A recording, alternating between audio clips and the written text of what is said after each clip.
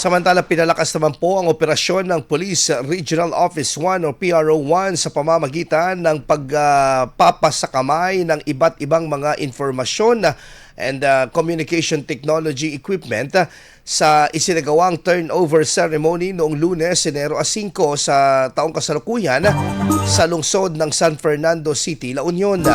Ang mga kagamitang ipinamahagi ay kinabibilangan ng printers, scanner, biometric fingerprints, scanners, webcams, tripods at USB SSD storage devices.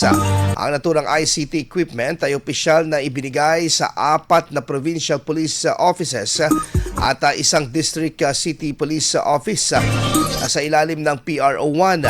Ayon sa PRO1, ang pamamahagi ng mga kagamitan ay bahagi ng patuloy na hakbang upang mas mapahusay pa ang kakayahan ng operasyonal at paigtingin pa ang mga gawaing administratibo at investigatibo ng mga unit ng mga pulisya sa buong rehiyon.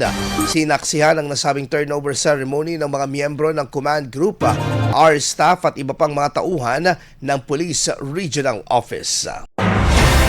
IFM News. IFM News. IFM.